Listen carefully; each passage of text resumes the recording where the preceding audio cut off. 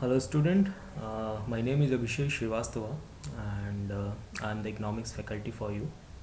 And I'm MBA in economics and finance, and I'm a CS also. And I'm just मैंने बहुत सी companies के साथ as a business economist एक associate researcher के तौर पर भी काम किया है। और यहाँ पर मैं ट्वेल्थ क्लास के लिए और अपर ट्वेल्थ क्लास के लिए इकोनॉमिक्स फैकल्टी हूँ।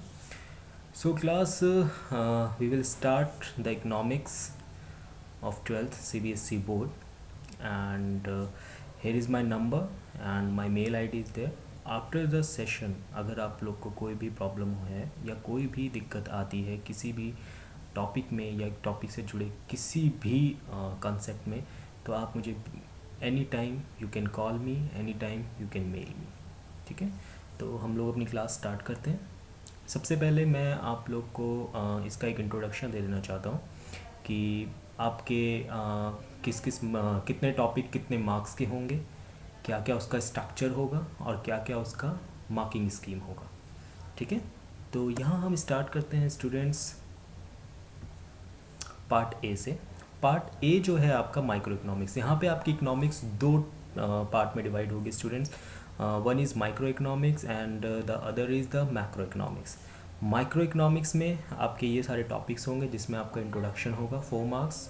Then you have consumer behaviour and demand 18 marks. Then producers behaviour and supply 18 marks.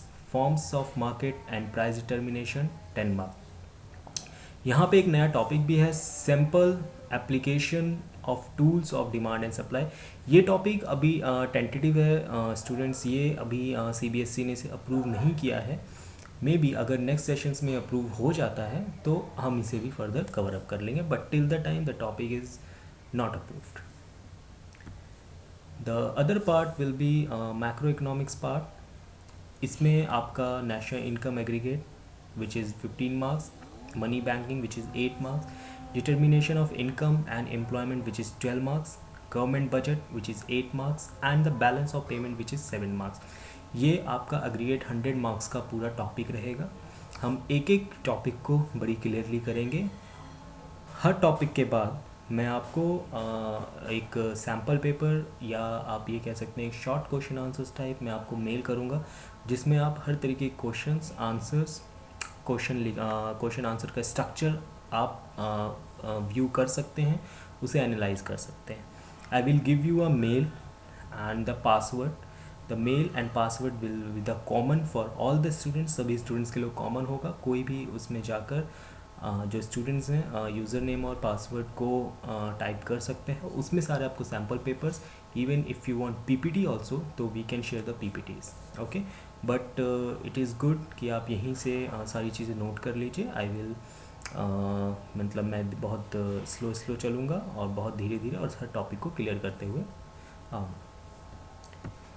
This is the syllabus all about the micro economics. Unit 1 in introduction, जो हम 10 lectures में complete करेंगे।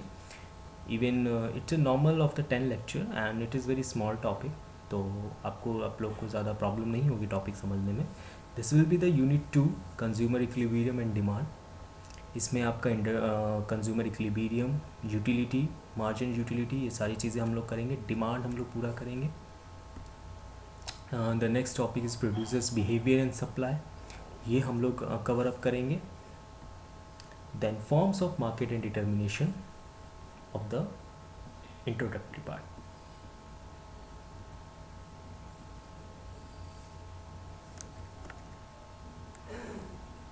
Now it is the part b, it is the introductory macroeconomics जो हम लोग कवर करेंगे। This is the syllabus, money and banking.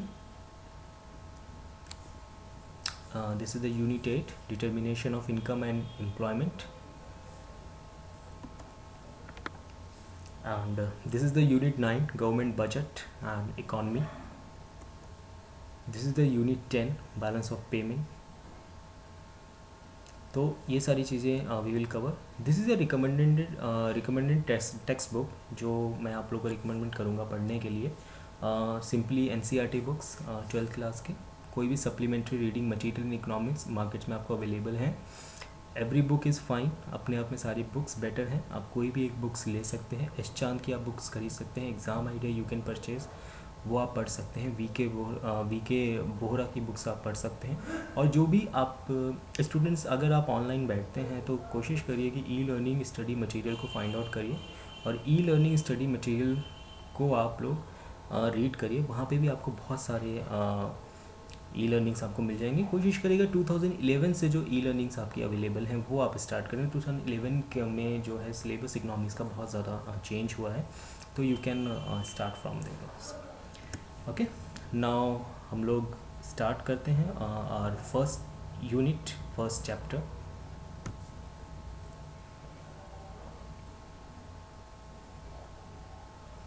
This is our first unit, first part, you can say the introductory microeconomics। सबसे पहली चीज़, micro economics क्या होता है? माइक्रो इकोनॉमिक्स जैसा कि नाम से ही डिफाइन है, माइक्रो इकोनॉमिक्स मीन्स इकोनॉमिक का वो पार्ट जो हम एक इंडिविजुअल लेवल पर या एक स्मॉल पार्ट के लेवल पर हम लोग उसको एनालाइज करते हैं।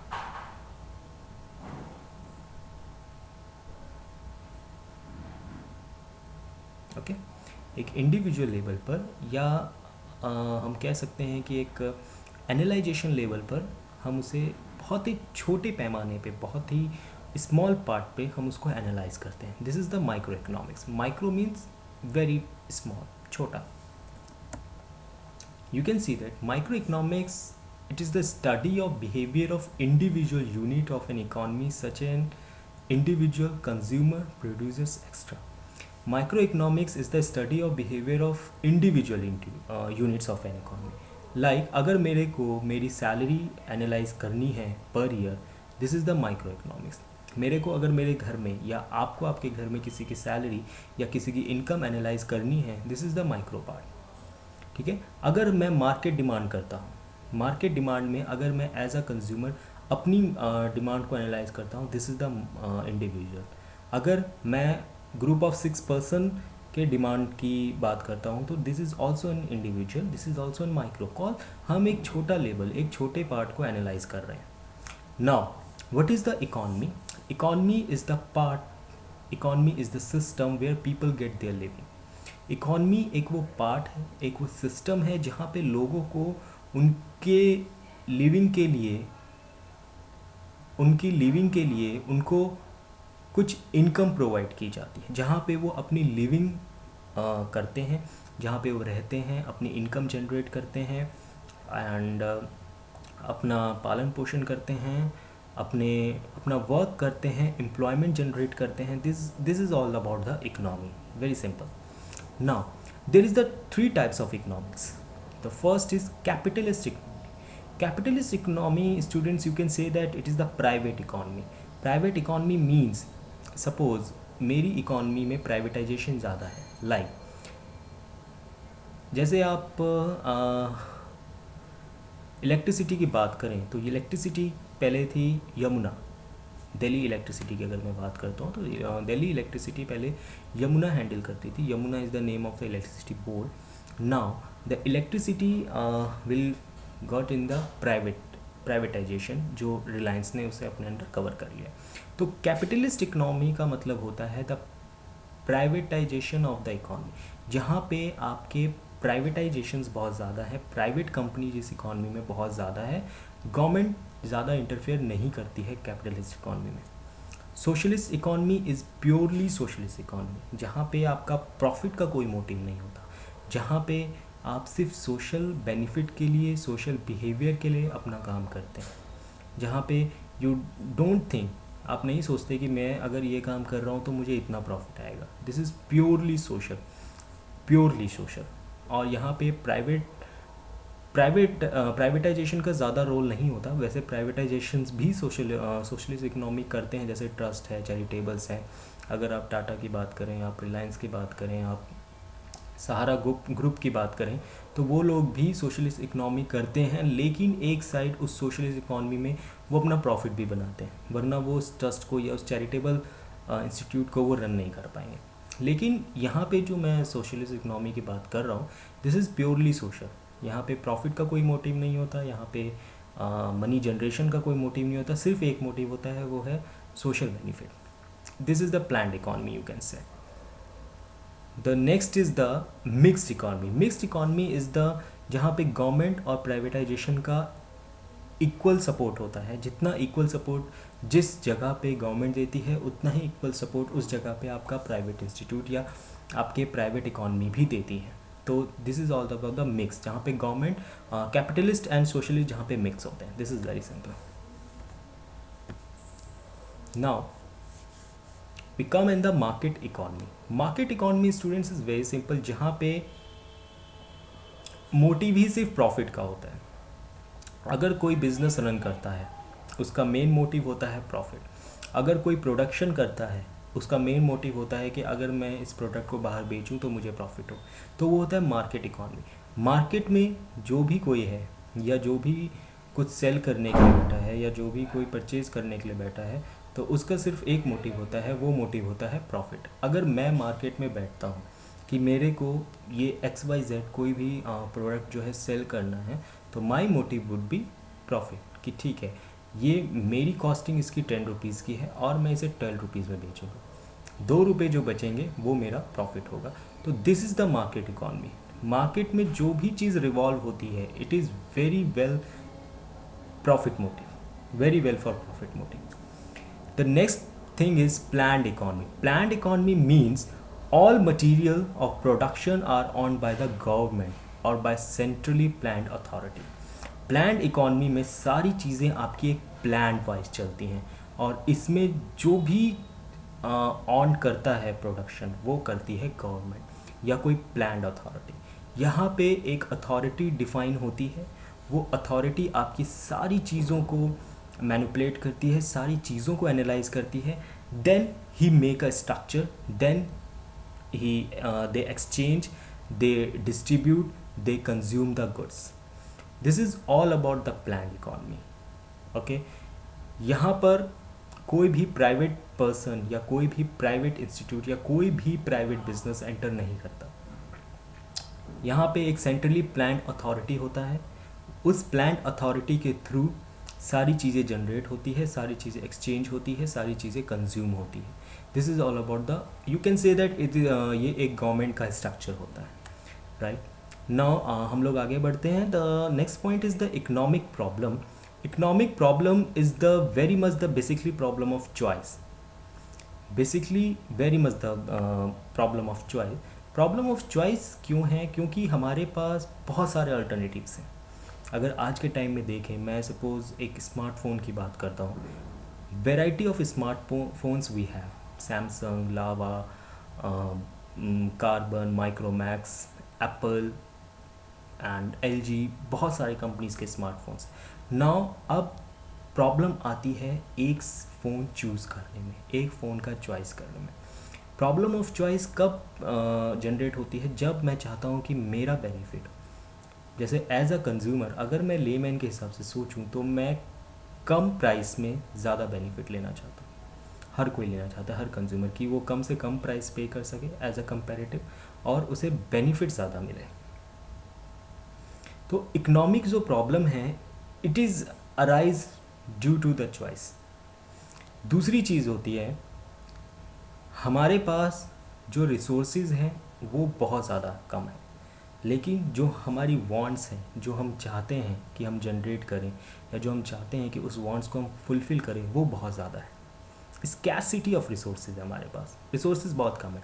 अगर मैं कोई चीज़ सोचता हूँ कि ठीक है यार, मेरे मोबाइल फ़ोन में ये फ़ीचर्स होने चाहिए, होने चाहिए, होने चाहिए, होने चाहिए, XYZ फीचर होने चाहिए, स्मार्टफोन मेरे को कम फीचर्स प्रोवाइड कर रहा है, तो अब मेरे में चॉइस की प्रॉब्लम आ जाएगी। क्योंकि अगर मैं अपनी 14 फीचर्स की लिस्ट लेके घूम रहा हूँ मार्केट में कि मेरे फ़ोन में ये सारी लिस्ट होनी चाहिए, और मेरे को लिस्ट वाला कोई फ़ोन मिल ही नहीं रहा, उस फीचर्स वाला कोई फ़ोन मिल ही नहीं रहा, तो यहाँ पर प्रॉब्लम आती है चॉइस की, कि अब मैं क्या चूज़ करूँ।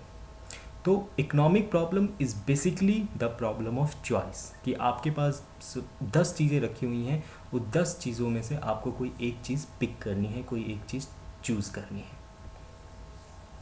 नाउ अब इकोनॉमिक प्रॉब्लम या चॉइसिंग ऑफ प्रॉब्लम के कॉजेज़ क्या क्या होते हैं, क्या क्या कारण होते हैं। स्कैसिटी ऑफ रिसोर्सेज, जैसा कि मैंने आपको पहले बताया, हमारे पास रिसोर्सेज की बहुत ज़्यादा कमी है। We have very less resources but we have unlimited wants. हमारी वांट्स बहुत ज़्यादा हैं, हम जो चाहते हैं वो बहुत ज़्यादा है, पर हमारी रिसोर्सेज बहुत ज़्यादा कम है। And limited resources having alternative uses, और रिसोर्सेज लिमिट होने के साथ साथ उसके यूजेस बहुत ऑल्टरनेटिव हैं। मतलब हम एक रिसोर्स को 10 चीज़ों में यूज़ कर सकते हैं। सपोज मैं एक बेसिक सा एग्जांपल लेता हूँ, मिल्क। मिल्क को we can use make a lassi, milk को we can use make a dahi, we can use make a paneer, we can use make a kheer, various चीज़ में। 1 किलो सपोज़ 1 लीटर हमारे पास मिल्क है, और लेकिन उसके यूजेस बहुत ज़्यादा हैं। यूजेस आपका डिफ़ाइन होता है आपके सेटिस्फेक्शन पावर पे, कि क्या आप बनाओगे उस मिल्क का जिससे आपको सेटिस्फेक्शन मिलेगा। तो this is all about the causes. Now what is the basic और what is the central economic problem. क्या प्रॉब्लम्स होती हैं, बेसिक प्रॉब्लम्स क्या होती हैं। First is the allocation of resources. पहला होता है allocation of resources. Allocation of resources का मतलब है कि अब हमारे पास रिसोर्सेज पड़ा हुआ है, लेकिन हम उस रिसोर्सेज का क्या प्रोड्यूस करें। पहली पॉइंट, हम क्या प्रोड्यूस करें। क्या जो हम प्रोड्यूस करेंगे वो मार्केट में चलेगा, क्या लोग उसे पसंद करेंगे, क्या लोग उसे परचेज करेंगे। तो what to produce, first central problem. Second is how to produce. Suppose अगर मैंने, चलो मेरे पास रिसोर्सेज पड़ा हुआ है, मेरे पास रॉ मटेरियल पड़ा हुआ है, मैंने सोच भी लिया है कि मुझे क्या बनाना है।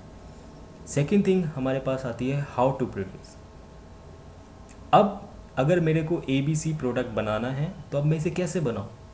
क्या मशीनरी लगेगी, क्या लेबर लगेगी, क्या मैन पावर लगेगा, क्या कॉस्टिंग आएगी, ये सारी चीज़ें। Next, for home to produce. Third चीज़ कि मैंने ये भी सोच लिया मुझे क्या बनाना है, कैसे बनाना है। थर्ड इज़ द मुझे किसके लिए बनाना है, मैं किसके लिए वो चीज़ बनाऊँ। तो दिस इज़ द किसके लिए इन द सेंस कि कंज्यूमर हमारा कैसा होना चाहिए। क्या हम किड्स को टारगेट करेंगे, सपोज फॉर एग्जांपल जो भी हम प्रोडक्ट बना रहे हैं, क्या हम किड्स को टारगेट करेंगे, क्या हम यंग को टारगेट करेंगे, क्या हम अडल्ट को टारगेट करेंगे, क्या हम ओल्ड पर्सन को टारगेट करेंगे। क्या हमारा प्रोडक्ट सबके लिए है या किसी स्पेसिफिक जनरेशन के लिए। Second thing, efficient utilisation of resources. मैं अगर कोई भी रिसोर्सेज यूटिलाइज कर रहा हूँ तो उसका एफिशिएंट यूटिलाइजेशन करूँ। एफिशिएंट यूटिलाइजेशन का मतलब होता है कि कोई भी रिसोर्सेज वेस्ट ना हो, उसका यूटिलाइजेशन एफिशिएंट हो, उसका जो प्रोडक्ट निकले वो एफिशिएंट हो। सपोज अगर मैं कोई मशीनरी लाया और वो मशीनरी जो है 10 घंटे चल सकती है और 10 घंटे में से वो 2000 प्रोडक्ट निकाल सकती है, मैं उस मशीनरी को सिर्फ 8 घंटे चलाता हूँ और उससे 1000 प्रोडक्ट निकालता हूँ। तो ये हो रहा है मशीनरी का अंडर यूटिलाइजेशन। मशीनरी का पूरा यूटिलाइजेशन नहीं हो रहा। मशीनरी अगर 10 घंटे चले तो 2000 प्रोडक्ट निकाले, मैं सिर्फ 8 घंटे चला रहा हूँ, तो 2 घंटे मेरे वेस्ट हो रहे हैं, मशीन की पावर वेस्ट हो रही है। Next is the growth of resources. मेरे पास जो रिसोर्सेज हैं उनका growth, this is the economic problem. क्योंकि हमने अभी पहले डिस्कस किया, economic problem is basically problem of the choice. तो जो भी ग्रोथ होती है रिसोर्सेज की, दिस इज़ द मेन और you can say basic economic problem. Now हम आते हैं प्रोडक्शन पॉसिबिलिटी कर्व पे। प्रोडक्शन पॉसिबिलिटी कर्व जो होता है, it shows all the possible combination of two goods that can be produce with the help of available resources and technology. मैं manufacturer हूँ और मैं 2 चीज़ें बना रहा हूँ, लेकिन मैं 2 चीज़ें, 2 प्रोडक्ट बना रहा हूँ उन्हीं रिसोर्सेज, उन्हीं टेक्नोलॉजी के साथ जो मेरे पास अवेलेबल है। मैं मार्केट से दूसरा खरीद के नहीं ला रहा। सपोज़ मैं XYZ चीज़ प्रोड्यूस करता हूँ और साथ ही साथ मैं ABC चीज़ भी प्रोड्यूस करता हूँ। तो जो ABC चीज़ प्रोड्यूस करने में मेरे को जो भी रिसोर्सेज, जो भी टेक्नोलॉजी मैं लगा रहा हूँ, वो XYZ के रिसोर्सेज ही लगा रहा हूँ, XYZ के रॉ मटेरियल ही लगा रहा हूँ। मैं उनके लिए कोई नई चीज़ खरीद के नहीं ला रहा हूँ। तो इसमें बड़ी सिंपल चीज़ होती है। इसमें होता है कि आप एक प्रोडक्ट को बनाने के लिए दूसरे प्रोडक्ट के रिसोर्सेज का सेक्रीफाइस करते हैं, उसके रिसोर्सेज को कम कर देते हैं, सिर्फ एक प्रोडक्ट को बनाने के लिए। 2 प्रोडक्ट है मेरे पास, मैं एक प्रोडक्ट बना रहा हूँ और उस एक प्रोडक्ट को प्रोड्यूस करने के लिए मैं अपने दूसरे प्रोडक्ट के रिसोर्सेज को यूज़ कर रहा हूँ, यानी उसकी प्रोडक्शन कम हो जाएगी। तो एक प्रोडक्ट को मैन्युफैक्चर करने के लिए मैं दूसरे प्रोडक्ट की प्रोडक्शन को या दूसरे प्रोडक्ट के मैन्युफैक्चर को मैं सेक्रीफाइस करता हूँ। तो this is all about the production possibility curve. This is the production possibility curve. ये आपका कर्व होता है जो आप देख रहे हैं, कर्व उसमें है। जो जी पॉइंट आप देखिए, जो उस कर्व के अंडर रहता है, it's mean inefficient utilisation of resources. मैं अपने रिसोर्सेज का पूरा यूज़ नहीं कर रहा हूँ, मैं अपने रिसोर्सेज को फुल यूटिलाइज नहीं कर रहा हूँ। तो this is all about the inefficient utilisation of resources. जो आपके कर्व के ऊपर है, सी और डी के बीच में जो एरो बनाया है, this is all production possibility curve, जो एफिशिएंट यूटिलाइजेशन ऑफ रिसोर्सेज है। एंड जो उस कर्व के ऊपर है, point h, this is the unattainable combination of output. It's mean it's over utilisation of resources. 10 घंटे अगर मशीनरी चलती है तो मैं उसे 12 घंटे चला रहा हूँ। This is all about the income, this is all about the over utilization. Okay, now we come to marginal opportunity cost. Marginal opportunity cost is particular goods along PPC is the amount of other good which is sacrificed for production of additional of another goods. Marginal opportunity cost का मतलब क्या होता है? Marginal opportunity cost का मतलब होता है कि मैं कोई goods को प्रोड्यूस कर रहा हूँ, उस goods को प्रोड्यूस करने के लिए मेरे पास जो सेकंड गुड है, मैं उसकी कोई एडिशनल यूनिट उसमें लगा रहा हूँ। अगर मुझे पता है कि ABC गुड्स को प्रोड्यूस करने के लिए मुझे XYZ का 20 ग्राम कुछ यूज़ करना पड़ेगा, लेकिन मैं उसका 22 ग्राम यूज़ कर रहा हूँ, यानी जो सेकंड जो 2 ग्राम में ज़्यादा यूज़ कर रहा हूँ, that known as marginal opportunity cost. Marginal rate of transformation is the it is the ratio of unit of one good sacrificed to produce one more unit of other good. अगर मैं XYZ मेरे पास product है, उसका मैं कोई एक ratio निकाल देता हूँ तो उससे मेरा दूसरा गुड प्रोड्यूस हो जाएगा। This is the rate of transformation. Rate of transformation का मतलब है कि एक प्रोडक्ट का कुछ मैंने रेशियो निकाल दिया, कुछ रेट निकाल दिया, उससे मेरा दूसरा गुड जो है ट्रांसफॉर्म हो गया। ट्रांसफॉर्म मीन्स बन गया, क्रिएट हो गया। तो मैंने दूसरे प्रोडक्ट, एक प्रोडक्ट का कोई रेशियो निकाल दिया, कोई पार्ट निकाल के मैंने उसका दूसरा गुड प्रोड्यूस कर लिया।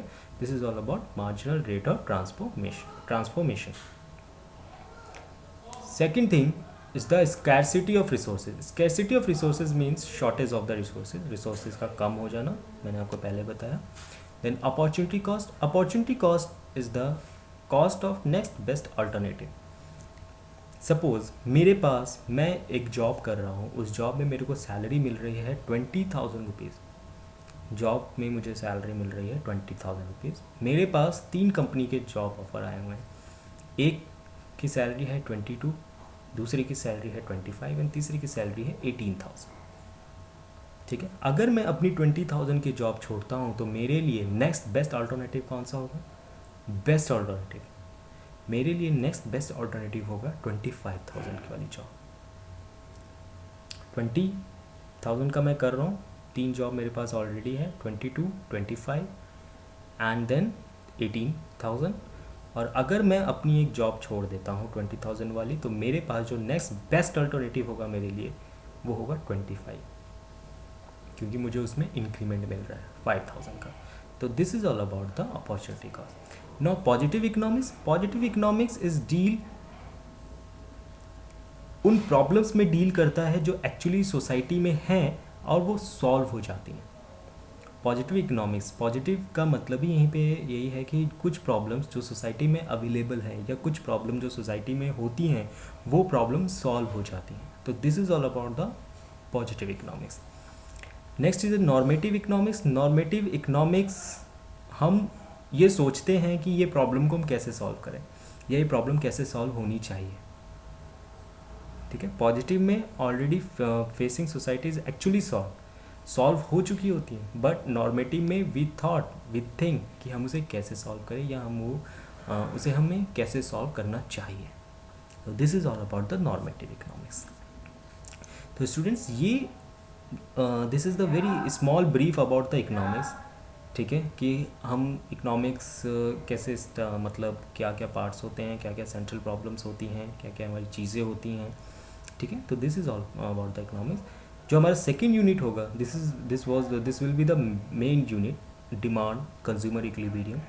तो we will start. Okay, we will हम उसको स्टार्ट करेंगे और एक ब्रीफ में पढ़ेंगे.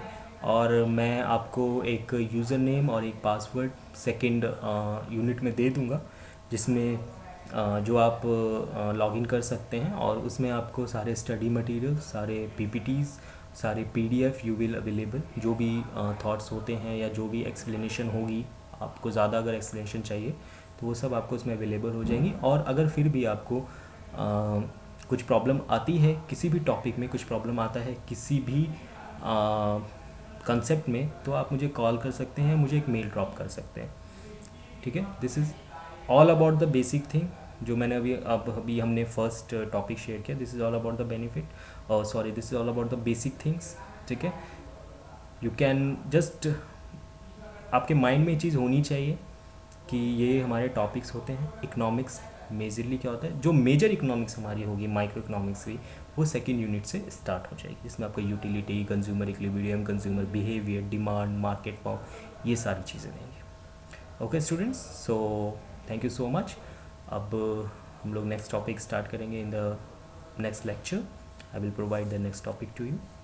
सो thank you so much. Good night.